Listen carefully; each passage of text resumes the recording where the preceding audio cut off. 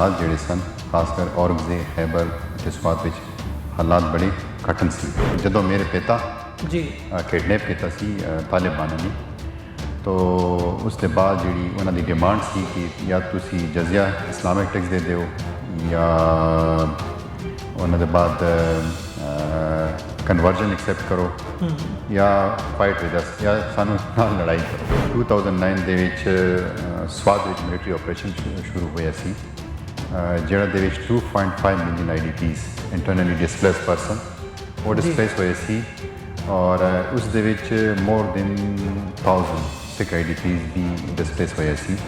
ਕੁਝ ਪੰਜਾ ਸਾਹਿਬ ਗੁਰਦੁਆਰੇ ਦੇ ਵਿੱਚ ਸ਼ੈਲਟਰ ਲੈ ਲਿੱਤਾ ਸੀ, ਔਰ ਕੁਝ ਪਿਸ਼ਾਵਰ ਦੇ ਵਿੱਚ। ਹਰਦਿਆਲ ਵੀਰ ਜੀ ਨਿਊਯਾਰਕ ਉਹ ਆਏ ਸੀ, ਉਹਨਾਂ ਦੇ ਨਾਲ ਮੁਲਾਕਾਤ ਵੀ ਸੀ। ਡਾਕਟਰ ਸੋਨੂ ਸਿੰਘ ਸੀ, ਬਾਕੀ ਸੰਤ ਸਿੰਘ ਸੀ, ਉਹਨਾਂ ਦੇ ਨਾਲ ਅਸੀਂ ਮੁਲਾਕਾਤ ਕਰਕੇ ਇਹ ਪ੍ਰੋਜੈਕਟ ਸਟਾਰਟ ਕੀਤਾ, IDP ਰਿਲੀਫ ਪ੍ਰੋਜੈਕਟ। ਸਿੱਖ ਕਮਿਊਨਿਟੀ ਦੇ ਨਾਲ ਨਾਲ ਮੁਸਲਿਮ ਕਮਿਊਨਿਟੀ ਦੇ ਨਾਲ ਵੀ ਅਸੀਂ ਹੈਲਪ ਕੀਤਾ ਉਸ ਵੇਲੇ। 2022 ਦੇ ਵਿੱਚ ਬਹੁਤ ਵੱਡੀ ਜਿਹੜੀ ਫਲੱਡ ਆਈ ਸੀ, ਤਕਰੀਬਨ I think 30 million people were affected। ਹੁਣ ਜਿਹੜੇ ਪ੍ਰੋਜੈਕਟ ਹੈ ਉਹ ਆਨਲਾਈਨ ਪੰਜਾਬੀ ਕਲਾਸਿਸ ਹੈ, ਉਹ ਵੀ ਹੁਣ ਵੀ ਕੰਟੀਨਿਊ ਹੈ ਜੀ। ਉਹਨਾਂ ਦੇ ਵਿੱਚ ਮੋਰ ਦੈਨ 100 ਜਿਹੜੇ ਬੱਚੇ ਨੇ ਉਹ ਟ੍ਰੇਨ ਕੀਤਾ ਸੀ। ਸੋ ਹੁਣ ਜਿਹੜੀ ਸਿਚੁਏਸ਼ਨ ਹੈ ਪਿਸ਼ਾਵਰ ਦੇ ਵਿੱਚ, I think 300 families shifted from Peshawar due to security concern।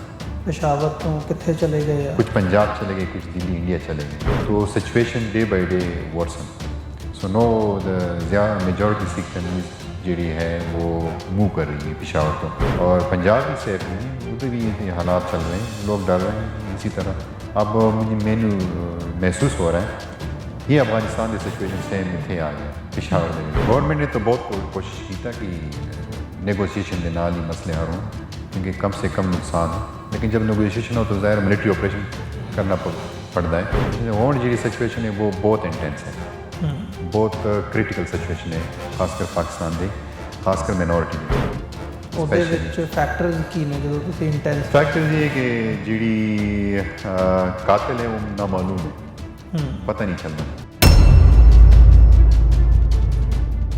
Waheguru ji ਕਾ ਖਾਲਸਾ, ਵਾਹਿਗੁਰੂ ਜੀ ਕੀ ਫਤਿਹ। TV 84 ਦੇ ਸਾਰੇ ਦਰਸ਼ਕ ਤੇ ਸਰੋਤੇ ਜਿਹੜੇ ਇਸ ਵਕਤ ਸਾਡੇ ਨਾਲ ਨਾਰਥ ਅਮਰੀਕਾ ਚੋਂ ਜੁੜੇ ਆ ਜਾਂ ਫਿਰ ਸੋਸ਼ਲ ਮੀਡੀਆ ਤੇ ਸਾਨੂੰ ਦੁਨੀਆ ਭਰ ਦੇ ਵਿੱਚ ਦੇਖ ਰਹੇ ਆ, ਮੈਂ ਅਮਰਵੀਰ ਸਿੰਘ ਆਪ ਸਭ ਦਾ ਤਹਿ ਦਿਲੋਂ ਸਵਾਗਤ ਕਰਦਾ। ਅੱਜ ਅਸੀਂ TV 84 ਦੀ ਦ ਫਾਲਟ ਲਾਈਨਸ ਪ੍ਰੋਗਰਾਮ ਦੇ ਵਿੱਚ ਤੁਹਾਡੇ ਨਾਲ ਵਿਚਾਰ ਚਰਚਾ ਕਰਨ ਜਾ ਰਹੇ ਹਾਂ, ਤੇ ਅੱਜ ਸਾਡੇ ਨਾਲ ਖਾਸ ਤੌਰ ਤੇ ਗੈਸਟ ਜੁੜੇ ਆ ਪਾਕਿਸਤਾਨ ਦੇ ਵਿੱਚੋਂ ਹਰਦਿਆਲ ਸਿੰਘ ਹੋਰੀ।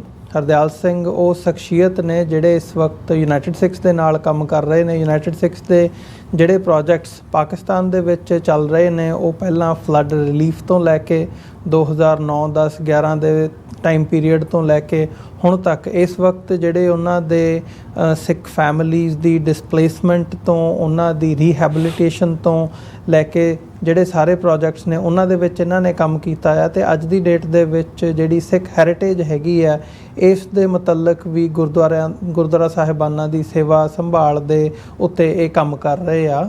ਸੋ ਜਿਹੜੀ ਸਿੱਖਾਂ ਦੀ ਖਾਸ ਤੌਰ ਤੇ ਸਿੱਖ ਰਾਜ ਦੇ ਨਾਲ ਸੰਬੰਧਿਤ ਜਿਹੜੀਆਂ ਨਿਸ਼ਾਨੀਆਂ ਨੇ, ਉਹਦਾ ਇੱਕ ਵੱਡਾ ਹਿੱਸਾ ਮੈਜੋਰਿਟੀ ਸਾਡੇ ਗੁਰਦੁਆਰਾ ਸਾਹਿਬਾਨ ਜਿਹੜੇ ਗੁਰ ਇਤਿਹਾਸ ਦੇ ਨਾਲ ਜਾਂ ਫਿਰ ਸਿੱਖ ਇਤਿਹਾਸ ਦੇ ਨਾਲ ਜੁੜੇ ਹੋਏ ਨੇ, ਉਹ ਅੱਜ ਦੀ ਡੇਟ ਦੇ ਵਿੱਚ ਪਾਕਿਸਤਾਨ ਦੇ ਵਿੱਚ ਪੈਂਦੇ ਆ। ਸੋ ਇਹਨਾਂ ਦਾ ਆਪਣਾ ਸੰਬੰਧ ਇਸ ਵਕਤ ਇਹ ਪੇਸ਼ਾਵਰ ਦੇ ਵਿੱਚ ਸਥਿਤ ਨੇ। ਪੇਸ਼ਾਵਰ ਤੇ ਇਹਨਾਂ ਦਾ ਪਿਛੋਕੜ ਜਿਹੜੀ ਫੈਮਿਲੀ ਬੈਕਗਰਾਊਂਡ ਹੈਗੀ ਆ ਉਹ ਖੈਬਰ ਤੋਂ ਹੈ। ਸੋ ਆਓ ਇਹਨਾਂ ਨਾਲ ਮਿਲ ਕੇ ਅੱਜ ਦੀ ਵਿਚਾਰ ਚਰਚਾ ਦੀ ਸ਼ੁਰੂਆਤ ਕਰਦੇ ਹਾਂ। ਤੇ ਜਿਹੜੇ ਪਾਕਿਸਤਾਨ ਦੇ ਜਾਂ ਉੱਥੋਂ ਦੇ ਉਸ ਖਿੱਤੇ ਦੇ ਅਫਗਾਨਿਸਤਾਨ ਪਾਕਿਸਤਾਨ ਦਾ ਜਿਹੜਾ ਬਾਰਡਰ ਹੈ, ਸਿੱਖ ਨਜ਼ਰੀਏ ਤੋਂ ਜਿਹੜੀਆਂ ਪਿਛਲੇ ਸਮੇਂ ਦੇ ਵਿੱਚ ਡਿਵੈਲਪਮੈਂਟਸ ਹੋਈਆਂ ਨੇ, ਉਹਨਾਂ ਤੋਂ ਉਸ ਮੁਤਲਕ ਅਸੀਂ ਵਿਚਾਰ ਚਰਚਾ ਕਰਦੇ ਹਾਂ। ਭਾਈ ਸਾਹਿਬ ਤੁਹਾਡਾ ਸਵਾਗਤ ਹੈ ਜੀ। ਵਾਹਿਗੁਰੂ ਜੀ ਕਾ ਖਾਲਸਾ, ਵਾਹਿਗੁਰੂ ਜੀ ਕੀ ਫਤਿਹ ਜੀ। ਹਰਦਿਆਲ ਸਿੰਘ ਜੀ, ਪਹਿਲਾਂ ਤੇ ਤੁਹਾਡਾ ਬਹੁਤ-ਬਹੁਤ ਸਵਾਗਤ। ਤੁਸੀਂ ਪਹੁੰਚੇ ਹੋ, TV 84 ਦੇ ਸਟੂਡੀਓ ਵੀ ਆਏ ਹੋ। ਮੈਂ ਮਤਲਬ ਸ਼ੁਰੂਆਤ ਕਰਨੀ ਚਾਹੂੰਗਾ ਤੁਹਾਡੀ ਯੂਨਾਈਟਿਡ ਸਿੱਖਸ ਦੇ ਨਾਲ ਐਸੋਸੀਏਸ਼ਨ ਜਾਂ ਪਰਸਨਲੀ ਤੁਸੀਂ ਜਦੋਂ ਤੋਂ ਯੂਨਾਈਟਿਡ ਸਿੱਖਸ ਨਾਲ ਜੁੜੇ ਹੋ, ਸੋ ਥੋੜ੍ਹਾ ਜਿਹਾ ਸਾਨੂੰ ਯੂਨਾਈਟਿਡ ਸਿੱਖਸ ਬਾਰੇ ਵੀ, ਯੂਨਾਈਟਿਡ ਸਿੱਖਸ ਦੇ ਜਿਹੜੇ ਪ੍ਰੋਜੈਕਟਸ ਹੈਗੇ ਨੇ ਪਾਕਿਸਤਾਨ ਦੇ ਵਿੱਚ, ਤੇ ਆਪਣੇ ਬਾਰੇ ਵੀ ਸਾਡੇ ਦਰਸ਼ਕਾਂ ਨੂੰ ਥੋੜ੍ਹਾ ਜਿਹਾ ਬਰੀਫ ਕਰੋ, ਫਿਰ ਅਸੀਂ ਗੱਲ ਅੱਗੇ ਤੋਰਦੇ ਹਾਂ। Thank you so much. ਮੈਂ 2009 ਦੇ ਵਿੱਚ ਜਦੋਂ ਮੇਰਾ ਪਿਤਾ ਜੀ ਕਲਿਆਣ ਸਿੰਘ ਜੀ वो उस ਵੇਲੇ ਜਿਹੜੀ ਹਾਲਾਤ ਜਿਹੜੇ ਸਨ ਖਾਸ ਕਰ ਔਰੰਗਜ਼ੇਬ ਖੈਬਰ ਅਤੇ ਸਵਾਤ ਵਿੱਚ ਹਾਲਾਤ ਬੜੇ ਕਠਿਨ ਸੀ। ਤੋ 2009 ਦੇ ਵਿੱਚ ਜਦੋਂ ਸਿੱਖ IDPs ਉੱਥੇ ਖਾਸ ਕਰਦੇ ਔਰੰਗਜ਼ੇਬ ਏਜੰਸੀ ਔਰ ਖੈਬਰ ਏਜੰਸੀ ਜਦੋਂ ਮੇਰੇ ਪਿਤਾ ਜੀ ਕਿਡਨੈਪ ਕੀਤਾ ਸੀ ਤਾਲਿਬਾਨਾਂ ਨੇ, ਤੋ ਉਸ ਤੋਂ ਬਾਅਦ ਜਿਹੜੀ ਉਹਨਾਂ ਦੀ ਡਿਮਾਂਡ ਸੀ ਕਿ ਜਾਂ ਤੁਸੀਂ ਜਜ਼ੀਆ ਇਸਲਾਮਿਕ ਟੈਕਸ ਦੇ ਦਿਓ ਜਾਂ ਉਹਨਾਂ ਦੇ ਬਾਅਦ ਕਨਵਰਜਨ ਐਕਸੈਪਟ ਕਰੋ ਜਾਂ ਫਾਈਟ ਵਿਦ ਅਸ ਜਾਂ ਸਾਨੂੰ ਨਾਲ ਲੜਾਈ ਕਰੋ। तो ये उस वक्त डिमांड सी। तो चलो जो मेरा पिता सी उन्होंने कुछ पैसे दे के वो रिलीज़ किया है। सेम उसी समय 2009 ਦੇ ਵਿੱਚ ਸਵਾਤ ਦੇ ਵਿੱਚ ਮਿਲਟਰੀ ਆਪਰੇਸ਼ਨ ਸ਼ੁਰੂ ਹੋਇਆ ਸੀ ਜਿਹੜਾ ਦੇ ਵਿੱਚ 2.5 million IDPs internally displace person ਉਹ ਡਿਸਪਲੇਸ ਹੋਏ ਸੀ ਔਰ ਉਸ ਦੇ ਵਿੱਚ ਮੋਰ ਦੈਨ 1000 ਸਿੱਖ IDPs ਵੀ ਡਿਸਪਲੇਸ ਹੋਏ ਸੀ। ਕੁਝ ਪੰਜਾ ਸਾਹਿਬ ਗੁਰਦੁਆਰੇ ਦੇ ਵਿੱਚ ਸ਼ੈਲਟਰ ਲੈ ਲਿੱਤਾ ਸੀ ਔਰ ਕੁਝ ਪਿਸ਼ਾਵਰ ਦੇ ਵਿੱਚ ਜੀ। ਉਸ ਵੇਲੇ ਹਰਦਿਆਲ ਵੀਰ ਜੀ ਨਿਊਯਾਰਕ ਉਹ ਆਏ ਸੀ, ਉਹਨਾਂ ਦੇ ਨਾਲ ਮੁਲਾਕਾਤ ਵੀ ਸੀ। ਡਾਕਟਰ ਸੋਨੂ ਸਿੰਘ ਸੀ ਔਰ ਬਾਕੀ ਸੰਤ ਸਿੰਘ ਸੀ, ਉਹਨਾਂ ਦੇ ਨਾਲ ਅਸੀਂ ਮੁਲਾਕਾਤ ਕਰਕੇ ਇਹ ਪ੍ਰੋਜੈਕਟ ਸਟਾਰਟ ਕੀਤਾ IDP ਰਿਲੀਫ ਪ੍ਰੋਜੈਕਟ ਜੀ। ਉਸ ਤੋਂ ਬਾਅਦ ਅਸੀਂ ਸੋਚਿਆ ਕਿ ਇਹ ਜਿਹੜੀ ਨੈਟ ਸੀ ਕਿ ਉਹ ਰਜਿਸਟਰ ਕੀਤਾ ਸੋਸਾਇਟੀ ਐਕਟ 1860 ਦੇ ਨਾਲ। ਉਸ ਦਾ ਫਿਰ ਉਸ ਦੇ ਨਾਲ ਜਿਹੜੀ ਪ੍ਰੋਜੈਕਟ ਸੀ IDP ਬਹੁਤ ਵੱਡਾ ਪ੍ਰੋਜੈਕਟ ਸੀ ਉਸ ਵਕਤ ਉਸ ਵੇਲੇ ਜੋ ਮੰਥਲੀ ਅਸੀਂ ਰਾਸ਼ਨ ਵੀ ਤੇ और ਜਿਹੜੀ नॉन NFI जैसे कहते हैं नॉन फूड आइटम्स वो भी IDPs ਦੇ लिए ਅਸੀਂ ਪ੍ਰੋਵਾਈਡ ਕੀਤਾ ਉਸ ਵਕਤ ਉਸ ਵੇਲੇ। ਸਵਾਦ ਵੀ ਗਈ ਸੀ ਔਰ ਜਗ੍ਹਾ 'ਤੇ ਗਈ ਸੀ। ਸਿੱਖ ਕਮਿਊਨਿਟੀ ਦੇ ਨਾਲ ਮੁਸਲਿਮ ਕਮਿਊਨਿਟੀ ਦੇ ਨਾਲ ਵੀ ਅਸੀਂ ਹੈਲਪ ਕੀਤਾ ਉਸ ਵੇਲੇ। तो रजिस्टर किया उसके बाद असी यूनाइटेड सिख ज्वाइन किया एज ए वॉलंटियर और सेवा शुरू किया। तो सब तो पहला जो सी वो रजिस्टर करवाया गवर्नमेंट के नाल। उसके बाद असी एक पार्टनर सी national trust for population welfare जी उनके मिल के काम किया। कई प्रोजेक्ट्स उस तो बाद चले।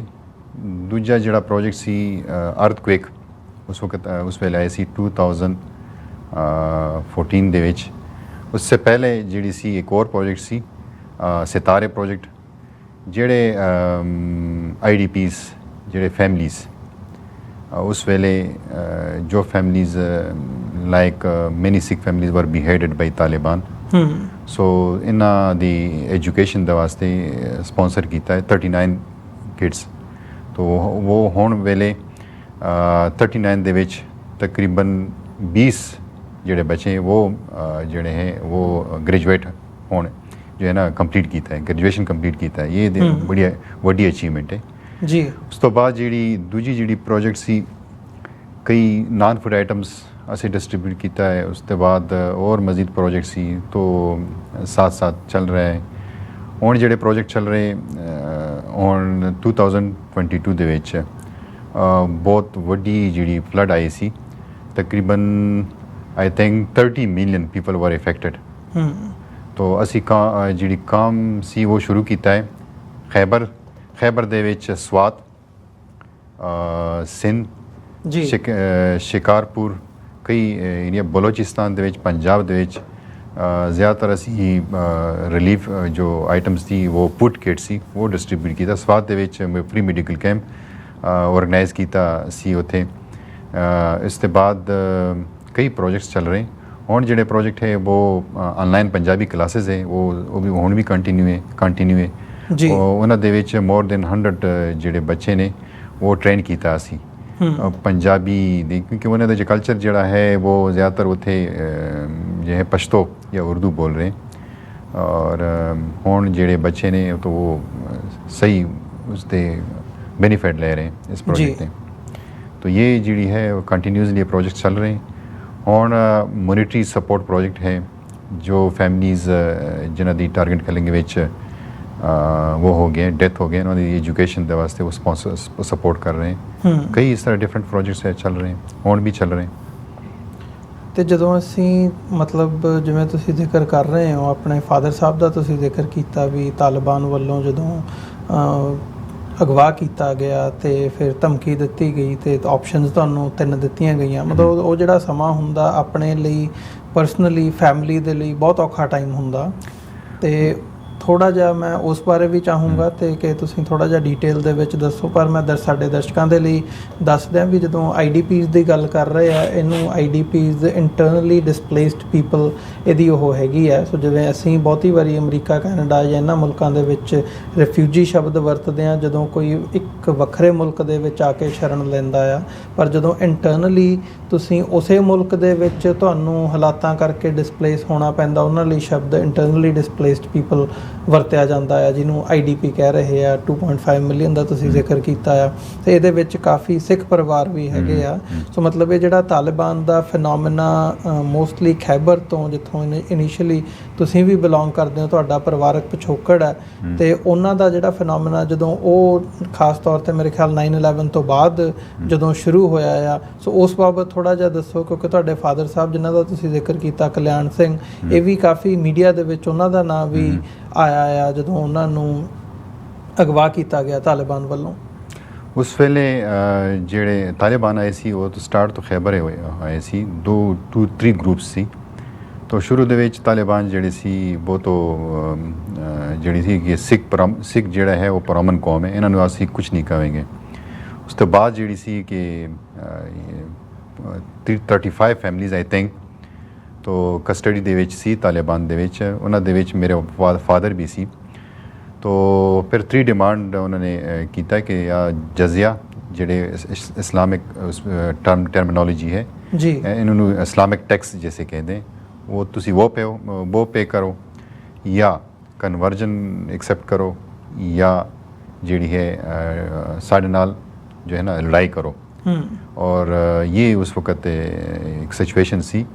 तो असी सोचा कि चलो ये 2 ऑप्शन तो हम नहीं कर सकते क्योंकि मजबूर सी। तो उस वेले कि जजिया पे असी पे कर देंगे।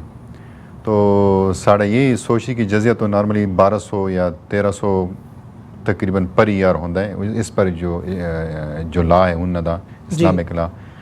तो फिर उन्होंने डिमांड की नहीं 5 करोड़ रुपीज़ पाकिस्तानी रुपीज़ देना पड़ेगा। 5 crore. We are surprised at that time. तो how we can pay then. फिर पिशावर ਵਿੱਚ ਕਈ ਕਮਿਊਨਿਟੀ ਆ ਗਈ, ਉਹਨਾਂ ਤੋਂ ਬਾਅਦ ਨੈਗੋਸ਼ੀਏਸ਼ਨ ਕੀਤਾ ਹੈ, ਕਈ ਲੋਕਲ ਤਾਲਿਬਾਨ ਦੇ ਨਾਲ ਨੈਗੋਸ਼ੀਏਸ਼ਨ ਕੀਤਾ ਹੈ ਕਿ ਗੁਜ਼ਾਰਾ ਕਰੋ। तो उसके बाद ही ਜਿਹੜੀ ਜਜ਼ੀਆ ਸੀ ਫਿਰ ਉਹਨਾਂ ਨੇ ਕੰਮ ਕੀਤਾ ਹੈ।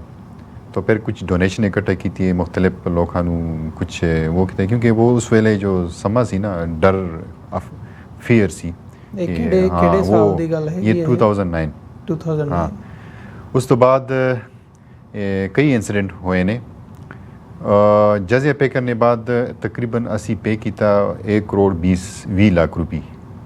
ਉਸ ਵੇਲੇ ਅਸੀਂ ਪੇ ਕੀਤਾ ਮੁxtਲਿਫ ਡੋਨੇਸ਼ਨ ਇਕੱਠਾ ਕਰਕੇ, ਕੁਝ ਕਰਜ਼ ਲੈ ਕੇ, ਕੁਝ ਮੁxtਲਿਫ ਜਗ੍ਹਾ 'ਤੇ ਜੀ। तो मेरे फादर ने रिलीज़ किया है। उसके बाद जी सिचुएशन सी असी खबर आ गई कि यहाँ से निकलो। तो उसके बाद जी है ना तालिबान ने पता चला, सारी कम्युनिटी निकल आई, तालिबान ने तो पता चला। तो उन्होंने जो असी सारी कम्युनिटी निकल चुकी थी उस वेले, तो तालिबानों ने जब पता चला उन्होंने गुस्सा आ गया, सारे घरों पर कब्ज़ा कर लिया। तो जी भी चीज़ सी उन्होंने बेच के और वो कब्ज़ा कर लिया। एक कपड़े दे विच एक बंदा आई सी जो एक जोड़े दे विच आए सी पिशावर। तो उस वक्त फियर भी बहुत सी क्योंकि हालात इस तरह सी। उसके बाद जी सी 2010 दे विच और भी इंसीडेंट होया सी। पहले में जो स्वात IDPs दा वो है सेम ईयर, चूँकि स्वात विच कई इंसीडेंट होया सी जिसके कारण गौरमेंट ते मिलिटरी ऑपरेशन उत्ते कीता जी। तो उस वेले 2.5 मिलियन IDPs तकरीबन पीपल डिस्प्लेस होए ने। तो कई पिशावर आ गए, कई और जगह पे चले गए।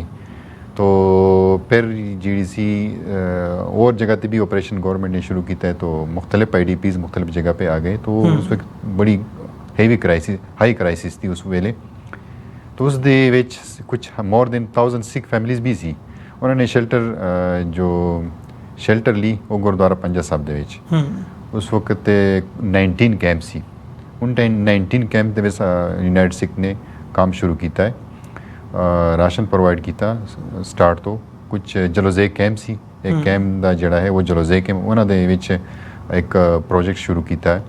तो वो 1-2 साल तक जलोज़े कैंप ਜਿਹੜਾ ਸੀ वो गवर्नमेंट ने एस्टैब्लिश ਕੀਤਾ। ਸਭ ਤੋਂ ਵੱਡੀ ਜਿਹੜੀ ਡਿਫਿਕਲਟੀ ਸੀ ਉਹ ਰਜਿਸਟ੍ਰੇਸ਼ਨ थी। अब ਜਦੋਂ आप IDPs ਜਦੋਂ आप स्टेटस नहीं मिली ਤੁਹਾਨੂੰ कुछ नहीं मिल सकता, तो ये एक ਵੱਡੀ उस वक्त डिफिकल्टी सी। तो सबसे पहले हमने स्टेप ले लिया उस ਵੇਲੇ ਰਜਿਸਟ੍ਰੇਸ਼ਨ ਤੋਂ। ਜਿਹੜੇ ਡਿਪਾਰਟਮੈਂਟ ਹੈ ਸੋਸ਼ਲ ਵੈਲਫੇਅਰ ਡਿਪਾਰਟਮੈਂਟ, ਉਹਨਾਂ ਦੇ ਵਿੱਚ ਬੁਨੇਰ ਇੱਕ ਇਲਾਕਾ ਹੈ, ਕੁਝ ਸਵਾਦ ਜਿਹੜਾ ਇਲਾਕਾ ਹੈ, ਮਾਲਾਕੰਡ ਜਿਹਨੂੰ ਪੂਰੇ ਇੰਡੀਆ ਨੂੰ ਮਾਲਾਕੰਡ ਕਹਿੰਦੇ जी। तो बुनेर तो तकरीबन मोर देन 1000 सिख फैमिली सी और कुछ फैमिली स्वाद कुछ मुख्तलिफ पीर बाबा मुख्तलिफ एरिया सी। तो रजिस्ट्रेशन शुरू किया है मुख्तलिफ कम्यूनिटी के नाल। तो वो डिफिकल्ट सिचुएशन सी UNHCR के नाल, UN OCHA के नाल, कई जो UN ऑर्गेनाइजेशन है उस दे नाल मिल के और कुछ गवर्नमेंट डिपार्टमेंट थे,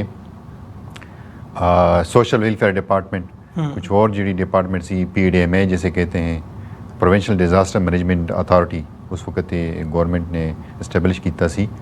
तो उन दे नाल मिल के एक रजिस्ट्रेशन डेस्क बनाया सी। तो जदों तक कोई भी IDPs रजिस्ट्रेशन नहीं हुई उस वेले किसी ਨੂੰ कुछ नहीं मिल सकता। ये एक प्रोसीजर सी गवर्नमेंट का जी। उस तो बाद जी ये प्रोसेस ख़त्म हो गया तो सिख ਜਿਹੜੇ ਸੀ वो वापस नहीं जा सकते थे उस वेले। तो उधर ही फिर ਅਸੀਂ शुरू किया है कुछ बिजनेस ਦੇ ਵਾਸਤੇ ਅਸੀਂ ਫਾਈਨੈਂਸ਼ੀਅਲ ਪ੍ਰੋਜੈਕਟ ਸ਼ੁਰੂ ਕੀਤਾ ਹੈ। ਕਈ ਫੈਮਲੀਜ਼ ਨੂੰ ਅਸੀਂ ਕਾਰੋਬਾਰ ਦੇ ਵਾਸਤੇ ਫਾਈਨੈਂਸ਼ੀਅਲ ਸਪੋਰਟ ਕੀਤਾ ਹੈ, ਉਹਨਾਂ ਦੇ ਬਿਜ਼ਨਸ ਦੇ ਵਿੱਚ ਹੈਲਪ ਕੀਤਾ ਹੈ 2009 ਦੇ ਵਿੱਚ। ਔਰ ਉਸ ਤੋਂ ਬਾਅਦ 2010 ਦੇ ਵਿੱਚ ਫਿਰ ਹਾਲਾਤ ਇਸ ਤਰ੍ਹਾਂ ਹੋ ਗਏ ਕਿ ਕੁਝ ਸਿੱਖ ਫੈਮਲੀਜ਼ ਜਿਨ੍ਹਾਂ ਦੇ ਵਿੱਚ ਇੱਕ ਸੀ ਜਸਪਾਲ ਸਿੰਘ, ਉਹਨਾਂ ਦੀ ਜੋ ਹੈ ਉਹ 3 और 2 ਸਿੱਖ ਫੈਮਲੀਜ਼ ਸੀ, ਉਹ ਕਿਡਨੈਪ ਕੀਤਾ ਤਾਲਿਬਾਨों ਨੇ। ਉਹਨਾਂ ਦੇ ਵਿੱਚ ਫਿਰ ਡਿਮਾਂਡ ਕੀਤਾ ਕਿ 2 ਕਰੋੜ ਰੁਪਏ ਦੇ ਦੇ ਵਰਨਾ ਰਿਲੀਜ਼ ਕਰ ਦੇਵਾਂਗੇ। ਉਹਨਾਂ ਦੇ ਵਿੱਚ 2-3 ਬੰਦੇ ਤੋਂ ਉੱਥੇ ਜੋ ਹੈ ਨਾ ਗਾਇਬ ਹੋ ਗਏ। ਇੱਕ ਬੰਦਾ ਜਿਹੜਾ ਸੀ ਜਸਪਾਲ ਸਿੰਘ ਉਹ ਕਿਡਨੈਪ ਕੀਤਾ, ਬਾਕੀ ਜਿਹੜੇ ਸੀ ਉਹ ਦੌੜ ਕੇ ਕਈ ਹੋਰ ਜਗ੍ਹਾ ਛੁਪ ਗਏ थे। तो वापस आ गए। तो एक जसपाल सिंह थी, वो दो ਜਿਹੜਾ ਦੀ ਫੈਮਿਲੀ ਸੀ ਉਹ ਪੈਨੀ ਕੀਤਾ ਉਸ ਵਕਤ ਇਹ 2 ਕਰੋੜ ਰੁਪਏ, तो उन्होंने बेहेड किया। एक सिचुएशन और टेंस सिखा दे वास्ते शुरू हुई, हालात इस तरह आ गए। और साथ साथ ये सिचुएशन इस तरह 2013-14 ਦੇ ਵਿੱਚ सिचुएशन ਜਿਹੜੀ ਸੀ ਬਹੁਤ ਹਾਈ ਲੈਵਲ पे चले गए। टारगेट किलिंग शुरू हो गई है। उस वेले कई सिख फैमिलीज पेशावर ਦੇ ਵਿੱਚ टारगेट किलिंग ਦੇ ਕਾਰਨ ਸ਼ਹੀਦ ਹੋ ਗਏ। एक हरजीत सिंह, भगवान सिंह, ਮੈਨੂੰ ਜ਼ਬਾਨੀ ਯਾਦ ਹੈ ਉੱਥੇ, ਔਰ ਕਈ ਜੋ ਹੈ ਨਾ ਉਹ ਦੁਕਾਨ ਦੇ ਵਿੱਚ ਉਹਨੂੰ ਟਾਰਗੇਟ ਕਿਲਿੰਗ ਪਿਸ਼ਾਵਰ ਦੇ ਵਿੱਚ ਇਹ ਸ਼ੁਰੂ ਕੀਤਾ। ਔਰ ਬੰਬ ਬਲਾਸਟ ਵੀ ਇੱਕ ਸਿਚੁਏਸ਼ਨ ਸੀ 2014 ਦੇ ਵਿੱਚ, ਹਾਈ ਇੰਟੈਂਸਿਵਲੀ ਸਿਚੁਏਸ਼ਨ ਤੇ ਪਿਸ਼ਾਵਰ ਦੇ ਵਿੱਚ। ਔਰ ਸਿੱਖ ਕਮਿਊਨਿਟੀ ਦੀ ਤਾਦਾਦ ਵੀ ਵੱਡੀ ਸੀ ਉਸ ਵੇਲੇ। तो एक इस तरह फेयर सिचुएशन ਦੇ ਵਿੱਚ रहना बड़ा मुश्किल होता है। और साथ से यूनाइटेड सिख के प्रोजेक्ट्स भी चल रहे हैं, इसी तरह कंटिन्यूसली भी सपोर्ट भी कर रहे हैं। कुछ फैमिली ਜਿਹੜਾ ਦੀ सोर्स ऑफ फाइनेंस नहीं थे ਉਹਨਾਂ ਦੇ ਵਾਸਤੇ ਜਿਹੜਾ ਦੇ ਬੱਚੇ ਦਾ ਐਜੂਕੇਸ਼ਨ ਹੈ ਉਹਨਾਂ ਦੇ ਵਾਸਤੇ ਸਪੋਰਟ ਕੀਤਾ ਹੈ, ਬਿਜ਼ਨਸ ਐਸਟੈਬਲਿਸ਼ ਕੀਤਾ ਹੈ ਉਸ ਵੇਲੇ। ਕਿਉਂਕਿ ਅਸੀਂ ਜਿਹੜੀ ਤਾਲਿਬਾਨ ਦਾ ਜੋ ਵੀ ਪਿਸ਼ਾਵਰ ਜਿਹੜਾ ਹੈ ਉਹ ਅਫਗਾਨਿਸਤਾਨ ਬਾਰਡਰ ਦੇ ਬਿਲਕੁਲ ਨੇੜੇ ਨੇ ਜੀ। तो ये एक सिचुएशन सी। उस दे बाद जो दूसरा वो क्राइसिस आ गया क्लाइमेट चेंज के कारण, फ्लड आ गया 2014 ਵਿੱਚ। वो भी ਜਿਹੜੀ ਸੀ ਪੂਰੀ ਪਿਸ਼ਾਵਰ, ਖੈਬਰ ਪਖਤੂਨਖਵਾ, ਪੰਜਾਬ ਸੈਲਾਬ ਦੇ ਵਿੱਚ ਬਿਲਕੁਲ ਡੁੱਬ ਗਏ ਨੇ। तो उस ਵੇਲੇ ਇੱਕ ਪ੍ਰੋਜੈਕਟ ਸ਼ੁਰੂ ਕੀਤਾ ਹੈ, ਅਰਥਕੁਏਕ ਸੀ ਉਹਨਾਂ ਦੇ ਵਾਸਤੇ ਪ੍ਰੋਜੈਕਟ ਸ਼ੁਰੂ ਕੀਤਾ ਹੈ। ਉਸ ਤੋਂ ਬਾਅਦ ਫਿਰ ਇਹ ਟਾਰਗੇਟ ਕਿਲਿੰਗ ਇਹ ਸ਼ੁਰੂ ਹੋ ਗਿਆ। हर साल ਦੇ ਵਿੱਚ ਇਹ ਚੀਜ਼ ਸ਼ੁਰੂ ਹੁੰਦੀ। तो ਸਿੱਖਾਂ ਦੇ ਲਈ ਬੜਾ ਮੁਸ਼ਕਿਲ ਕੰਮ ਹੈ। ਹੁਣ 2022 ਦੇ ਵਿੱਚ ਇੱਕ ਜੋ ਫਲੱਡ ਸ਼ੁਰੂ ਹੈ ਉਹ ਬਹੁਤ ਵੱਡੀ ਪ੍ਰੋਜੈਕਟ ਸੀ। तो ਹੁਣ ਜਿਹੜੀ ਸਿਚੁਏਸ਼ਨ ਹੈ ਪਿਸ਼ਾਵਰ ਦੇ ਵਿੱਚ, I think 300 families shifted from Peshawar due to security concern. Peshawar ਤੋਂ ਕਿੱਥੇ ਚਲੇ ਗਏ ਆ? ਕੁਝ ਪੰਜਾਬ ਚਲੇ ਗਏ, ਕੁਝ ਦਿੱਲੀ ਇੰਡੀਆ ਚਲੇ ਗਏ। ਕਿਉਂਕਿ firm last 10 years, more than 30 people have been killed, and the responsibility has been claimed by SISI in SAM. We heard this, and no action has been taken from the government side. ਇਹ ਜਿਹੜੇ ਤੁਸੀਂ 30 ਬੰਦਿਆਂ ਦੇ ਮਾਰਨ ਦੀ ਗੱਲ ਕਰ ਰਹੇ ਹੋ, ਆਈਸਿਸ ਨੇ ਜਿਹੜੇ ਮਾਰੇ, ਇਸ ਦੇ ਵਿੱਚ ਮੁxtਲਿਫ ਫੈਕਟਰ ਨੇ। ਸਿੱਖ ਨੇ, ਸਿੱਖ ਨੇ, ਸਾਰੇ ਸਿੱਖ ਨੇ। ਇਸ ਦੇ ਵਿੱਚ ਡਾਕਟਰ ਸੋਰਨ ਸਿੰਘ ਵੀ ਸੀ, ਜੋ ਮੈਂਬਰ ਆਫ ਪਾਰਲੀਮੈਂਟ ਸੀ ਔਰ ਸਾਬਕਾ ਪ੍ਰਧਾਨ ਪਾਕਿਸਤਾਨ ਸਿੱਖ ਗੁਰਦੁਆਰਾ ਪ੍ਰਬੰਧਕ ਕਮੇਟੀ ਸੀ। ਇਸ ਦੇ ਵਿੱਚ ਕਈ ਵੱਡੀ ਹਸਤੀਆਂ ਸੀ ਔਰ ਚਲੇ ਗਏ। ਚਰਨਜੀਤ ਸਿੰਘ ਸੀ, ਉਹ ਦੁਕਾਨ ਦੇ ਵਿੱਚ ਉਹ ਗੋਲੀ ਮਾਰ ਦਿੱਤਾ ਹੈ। ਉਹ ਸੋਸ਼ਲ ਐਕਟਿਵਿਸਟ ਸੀ, ਯੂਨਾਈਟਿਡ ਸਿੰਘ ਦਾ ਮੈਂਬਰ ਵੀ ਸੀ। ਦੁਕਾਨ ਦੇ ਵਿੱਚ 2018 ਦੇ ਵਿੱਚ ਮਾਰ ਦਿੱਤਾ। 2019 ਦੇ ਵਿੱਚ ਇਸ ਤਰ੍ਹਾਂ ਸਿਚੁਏਸ਼ਨ ਆ ਗਈ। 2023 ਦੇ ਸਟਾਰਟ ਦੇ ਵਿੱਚ 5-6 ਸਿੱਖਾਂ ਨੂੰ ਪਿਸ਼ਾਵਰ ਦੇ ਵਿੱਚ, ਜਿਨ੍ਹਾਂ ਦੇ ਵਿੱਚ ਦਿਆਲ ਸਿੰਘ, ਜਿਨ੍ਹਾਂ ਦੇ ਵਿੱਚ ਮਨਮੋਹਨ ਸਿੰਘ, ਜਿਨ੍ਹਾਂ ਦੇ ਵਿੱਚ ਹਕੀਮ ਸਤਨਾਮ ਸਿੰਘ ਔਰ ਜੋ ਹਕਮਤ ਦੇ ਬਿਜ਼ਨਸ ਦੇ ਵਾਬਸਤਾ ਸੀ, ਟਾਰਗੇਟ ਕਿਲਿੰਗ ਦੇ ਦੁਕਾਨ ਦੇ ਵਿੱਚ ਟਾਰਗੇਟ ਕਿਲਿੰਗ ਦੇ ਵਿੱਚ ਸ਼ਹੀਦ ਕੀਤਾ ਗਿਆ। ਤੋ ਸਿਚੁਏਸ਼ਨ ਡੇ ਬਾਈ ਡੇ ਵਰਸਨ। ਸੋ ਨੋ ਦ ਮੇਜੋਰਿਟੀ ਸਿੱਖ ਫੈਮਲੀਜ਼ ਜਿਹੜੀ ਹੈ ਉਹ ਮੂਵ ਕਰ ਰਹੀ है पिशावर तो। और पंजाब भी सेफ नहीं है, उधर भी ये हालात चल रहे हैं, लोग डर रहे हैं इसी तरह। अब मैनू महसूस हो रहा है ये अफगानिस्तान ਦੀ सिचुएशन सेम ਇੱਥੇ ਆ ਗਿਆ ਪਿਸ਼ਾਵਰ ਦੇ ਵਿੱਚ, ਕਿਉਂਕਿ 15,000 ਕਮਿਊਨਿਟੀ ਦੇ ਜਿਹੜੀ ਸੀ ਹੁਣ ਕੱਟ ਹੋ ਗਈ ਹੈ, ਤਕਰੀਬਨ 2,000 ਤੋਂ ਕਮ ਕੱਟ ਹੋ ਗਈ ਹੈ। ਮਤਲਬ ਜਿਹੜੀ ਪਿਸ਼ਾਵਰ ਦੇ ਵਿੱਚ ਆਲੇ ਦੁਆਲੇ 15,000 ਸਿੱਖ ਸੀ। 15,000 से मोर देन 15,000 सी और बहुत कट हो गई है। कुछ चले गए इंडिया, कुछ पंजाब चले गए। और वड्डी जी डिफिकल्टीज़ है जब आप जो तुसी जा रहे हो ना, ਉਹਨਾਂ ਦੇ ਬਿਜ਼ਨਸ ਨੀਵ ਸਟੈਬਲਿਸ਼ ਕਰਨੇ ਹੋ ਤਾਂ ਬੜਾ ਮੁਸ਼ਕਿਲ ਕੰਮ ਹੁੰਦਾ ਹੈ, ਡਿਫਿਕਲਟ ਹੁੰਦਾ ਹੈ। ਨਹੀਂ, ਬਹੁਤ ਔਖਾ ਆ ਜਦੋਂ ਸਾਰੀ ਜਿਹੜੀ ਇਹ ਹੁੰਦੇ ਪੋਲੀਟੀਕਲ ਡਿਸੀਜਨਸ ਨੇ, ਸਰਕਾਰਾਂ ਦਾ ਆਪਸ ਦੇ ਵਿੱਚ ਮੁੱਠਭੇੜ ਹੁੰਦਾ, ਜਾਂ ਖਾਸ ਤੌਰ ਤੇ 9/11 ਤੋਂ ਬਾਅਦ ਉਸ ਖਿੱਤੇ ਦੇ ਵਿੱਚ ਪਾਕਿਸਤਾਨ ਦੀ ਕੀ ਇਨਵੋਲਵਮੈਂਟ ਸੀਗੀ ਤਾਲਿਬਾਨ ਦੇ ਨਾਲ ਤੇ ਫਿਰ ਤਾਲਿਬਾਨ ਦੇ ਖਿਲਾਫ, ਤੇ ਇਹ ਜਿਹੜੀ ਸਾਰੀ ਪੋਲੀਟੀਕਲ ਸਿਚੁਏਸ਼ਨ ਹੈਗੀ। ਗਵਰਨਮੈਂਟ ਨੇ ਤਾਂ ਬਹੁਤ ਕੋਸ਼ਿਸ਼ ਕੀਤਾ ਕਿ नेगोशिएशन के नाल ही मसले हल हों, क्योंकि कम से कम नुकसान हो। लेकिन जब नेगोशिएशन हो तो ज़ाहिर मिलिट्री ऑपरेशन करना पड़ता है। हाँ जी। तो ये एक सिचुएशन है, और जी सिचुएशन है वो बहुत इंटेंस है, बहुत क्रिटिकल सिचुएशन है, खासकर पाकिस्तान दे, खासकर माइनॉरिटी दे। ਉਹਦੇ ਵਿੱਚ ਫੈਕਟਰਸ ਕੀ ਨੇ ਜਦੋਂ ਤੁਸੀਂ ਇੰਟੈਂਸ? फैक्टर्स ये कि जी कातिल है वो नामालूम है, पता नहीं चलता। तो इस दे विच असीं कुछ नहीं कर सकते। ਜਿਹੜਾ ਕਾਤਲ ਹੋ ਜਾਂ ਜਿਹੜਾ ਟਾਰਗੇਟ ਕਿਲਰ ਹੋ, ਉਹਨਾਂ ਦਾ ਪਤਾ ਹੋ ਤਾਂ ਫਿਰ ਤੋਂ ਪਤਾ ਚੱਲਦਾ ਹੈ, ਆਵਾਜ਼ ਜਾਂਦੇ ਔਰ ਗੋਲੀ ਮਾਰਦੇ। अब ज़्यादातर ਜਿਹੜੇ ਸਿੱਖ ਨੇ ਦੁਕਾਨ ਦੇ ਵਿੱਚ ਇਹ ਡਰ ਹੋਏ ऐसा ना कोई आ जाए मुझे गोली मारे। तो ये एक सिचुएशन है, क्योंकि एक 2023 ਦੇ ਵਿੱਚ ਅੱਛਾ ਕੁਛ ਟਾਰਗੇਟ ਕਿੰਨੇ ਦੇ ਵਿੱਚ ਬਚ ਵੀ ਗਏ ਨੇ, ਜਿਸ ਦੇ ਵਿੱਚ ਬਾਬਾ ਜੀ ਦਾ ਸਪੁੱਤਰ ਹੈ ਉਹ ਤਰਲੋਕ ਸੀ, ਉਹ ਬਚ ਗਏ। ਕੋਈ ਹੋਰ ਹੈ, 2 और हैं बच गए ने। तो टारगेट किलर का यही सी कि इन्होंने मार देता जाए। तो हुण जिहड़ी सिचुएशन है, मुझे लग रहा है कि पेशावर जिहड़ा है वो भी अफगानिस्तान जिहड़ा वो सिचुएशन आ रहे हैं, लोग कट तो कट आ रहे हैं और निकल रहे हैं जी। तो इन्हां दे वास्ते थिंकिंग दी लोड़ है।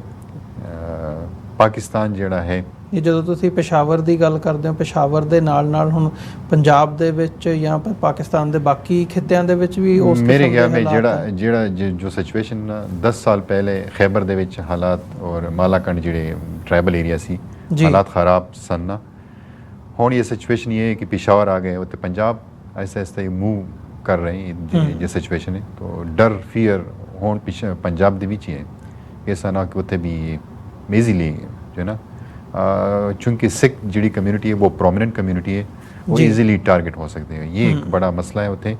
तो चलो अदर मिनोरिटी हो तो उन्हें पता नहीं चलता, सिखां का पता चलता है ये। बाकी गवर्नमेंट तो कई सपोर्ट मिल रहा है, गवर्नमेंट का इस तरह कोई ख़ास इशू नहीं है। लेकिन सब तो बड़ा जड़ा इशू है वो जो है ना, ये जो सिक्योरिटी सिचुएशन है ये बड़े गंभीर ने उत्थे। तो ये एक मसला है। अच्छा, मैं ये दस रहा सी कि थिंकिंग करना चाहिए इन्हों दे वास्ते, रिलोकेट करना चाहिए जी फैमिली जा रही है इंडिया दूजी जगह पे। इससे instead of moving that we should relocate that family to Punjab और अदर एरिया जी, by providing business opportunity like this. So I request if someone can sponsor families, अगर कुछ फैमिली दे वास्ते कुछ कर सकते हैं ਜੀ। तो ਪਿਸ਼ਾਵਰ ਦੇ ਜਿਹੜੀ ਵੀ ਫੈਮਿਲੀ ਹੈ ਉਹ ਰਿਲੋਕੇਟ ਕੀਤੇ ਜਾਵੇ, ਡਾਇਰੈਕਟ ਉਹਨਾਂ ਨੂੰ ਸਪੋਰਟ ਕੀਤਾ ਜਾਵੇ ਪੰਜਾਬ ਦੇ ਵਿੱਚ ਕਈ ਹੋਰ, ਤਾਂ ਕਿ ਦੇਖੋ ਜਿਹੜੀ ਹਮਾਰਾ ਵਰਸਾ ਹੈ, ਸਿੱਖ ਹਿਸਟਰੀ ਹੈ, ਪਾਕਿਸਤਾਨ ਤੋਂ ਹੈ। 90% ਸਿੱਖ ਹੈਰੀਟੇਜ ਉਹ ਪਾਕਿਸਤਾਨ ਦੇ ਵਿੱਚ ਹੈ ਜੀ। तो ਅਸੀਂ ਇਸ ਮੁਲਕ ਚੜ੍ਹ ਨਹੀਂ ਸਕਦੇ ਕਿਉਂਕਿ ਇਹ ਮੁਲਕ ਜਿਹੜਾ ਹੈ ਬੁਨਿਆਦ ਹੈ ਸਿੱਖੀਜ਼ਮ ਦਾ। तो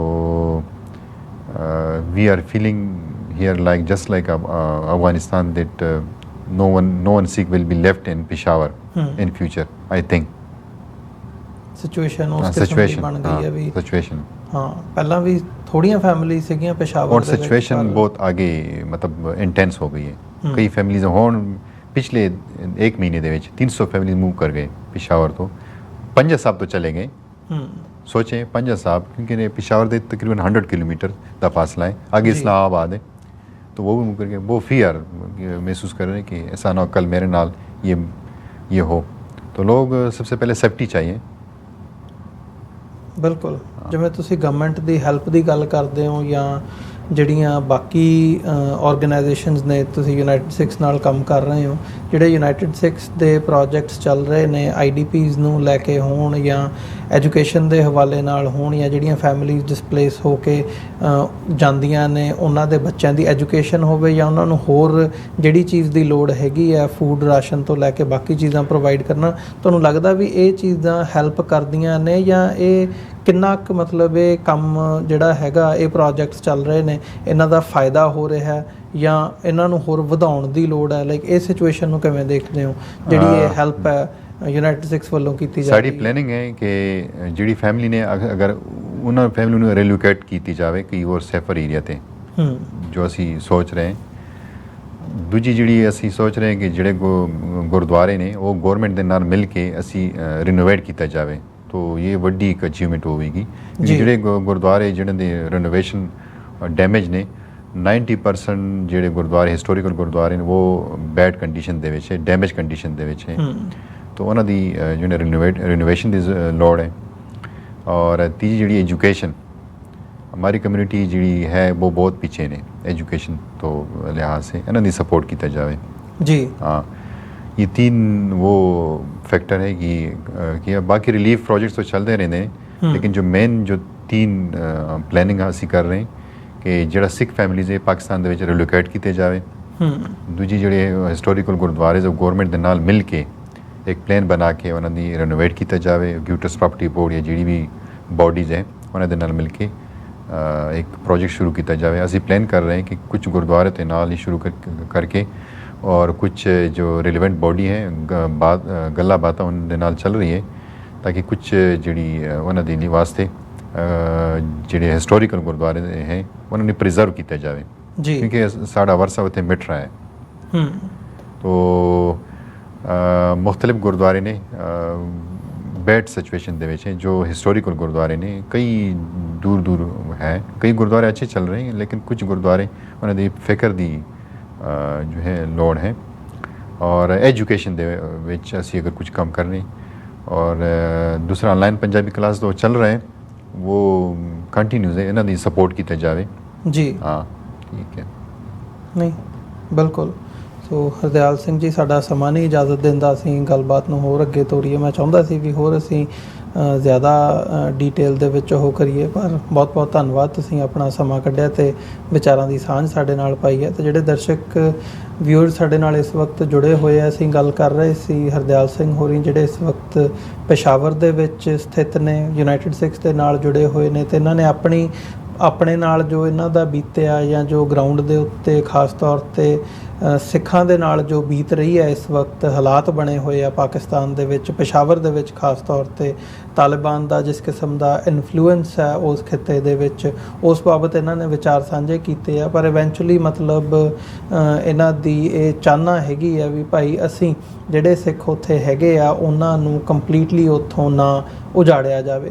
ਕੋਸ਼ਿਸ਼ ਇਹ ਹੋਣੀ ਚਾਹੀਦੀ ਹੈ ਜਿਹੜੇ ਪ੍ਰੋਜੈਕਟ ਯੂਨਾਈਟਿਡ ਸਿੱਖਸ ਰਾਹੀਂ ਇੰਪਲੀਮੈਂਟ ਵੀ ਕਰ ਰਹੇ ਨੇ ਗਰਾਊਂਡ ਦੇ ਉੱਤੇ, ਉਹ ਇੰਟਰਨਲੀ ਡਿਸਪਲੇਸਡ ਪੀਪਲਸ ਜਿਹੜੇ ਨੇ ਉਹਨਾਂ ਦੇ ਲਈ ਸਿੱਖ ਪਰਿਵਾਰਾਂ ਦੀ ਮਦਦ ਹਰ ਤਰੀਕੇ ਦੇ ਨਾਲ, ਐਜੂਕੇਸ਼ਨ ਦੇ ਹਵਾਲੇ ਨਾਲ ਹੋਵੇ, ਉਹਨਾਂ ਨੂੰ ਬਿਜ਼ਨਸ ਸੈਟਅਪ ਕਰਨ ਦੇ ਹਵਾਲੇ ਨਾਲ ਹੋਵੇ, ਵੱਖਰੇ ਵੱਖਰੇ ਜਿਹੜੇ ਪ੍ਰੋਜੈਕਟਸ ਨੇ ਉਹ ਚੱਲ ਰਹੇ ਨੇ। ਸੋ ਜਿਹੜੇ ਸਾਡੇ ਦਰਸ਼ਕ ਇਸ ਵਕਤ ਸਾਡੇ ਨਾਲ ਜੁੜੇ ਹੋਏ ਨੇ ਉਹ ਯੂਨਾਈਟਿਡ ਸਿੱਖਸ ਦੇ ਨਾਲ ਜਾਂ ਹਰਦਿਆਲ ਸਿੰਘ ਹੋਰਾਂ ਦੇ ਨਾਲ ਜੁੜਨਾ ਚਾਹੁੰਦੇ ਆ, ਉਹ ਇਹਨਾਂ ਤੱਕ ਡਾਇਰੈਕਟਲੀ ਪਹੁੰਚ ਕਰ ਸਕਦੇ ਆ ਯੂਨਾਈਟਿਡ ਸਿੱਖਸ ਦੀ ਵੈਬਸਾਈਟ ਦੇ ਰਾਹੀਂ ਵੀ, ਜਾਂ ਜਿਹੜੀ ਇਨਫੋਰਮੇਸ਼ਨ ਸਕਰੀਨ ਤੇ ਤੁਸੀਂ ਦੇਖਦੇ ਹੋ ਉਹਦੇ ਰਾਹੀਂ ਵੀ। ਅਦਰਵਾਈਜ਼ ਵੀ ਮਤਲਬ ਇਹ ਇੱਕ ਉਪਰਾਲਾ ਹੈਗਾ ਜਿਹੜਾ ਇੱਕ ਚੰਗਾ ਉਪਰਾਲਾ ਹੈ ਯੂਨਾਈਟਿਡ ਸਿੱਖਸ ਦਾ, ਕਿਉਂਕਿ ਜਿਵੇਂ ਇਹਨਾਂ ਨੇ ਵੀ ਜ਼ਿਕਰ ਕੀਤਾ ਕਿ ਸਿੱਖਾਂ ਦੀ ਜਿਹੜੀ ਹੈਰੀਟੇਜ ਹੈ, ਸਾਡਾ ਜਿਹੜਾ ਇਤਿਹਾਸ ਹੈ, ਉਹ ਸਿੱਖ ਇਤਿਹਾਸ ਵੀ ਤੇ ਗੁਰ ਇਤਿਹਾਸ ਵੀ, ਗੁਰਦੁਆਰਾ ਸਾਹਿਬਾਨਾਂ ਦੇ ਰੂਪ ਦੇ ਵਿੱਚ ਹੋਵੇ, ਕਿਲਿਆਂ ਦੇ ਰੂਪ ਦੇ ਵਿੱਚ ਹੋਵੇ, ਸਾਡੀ ਕਾਫੀ ਵੱਡੀ ਹੈਰੀਟੇਜ ਇਸ ਵਕਤ ਪਾਕਿਸਤਾਨ ਦੇ ਵਿੱਚ ਸਥਿਤ ਹੈ। ਤੇ ਸਾਨੂੰ ਐਜ਼ ਅ ਕਮਿਊਨਿਟੀ ਅਸੀਂ ਦੁਨੀਆ ਭਰ ਦੇ ਵਿੱਚ ਜਿਹੜੇ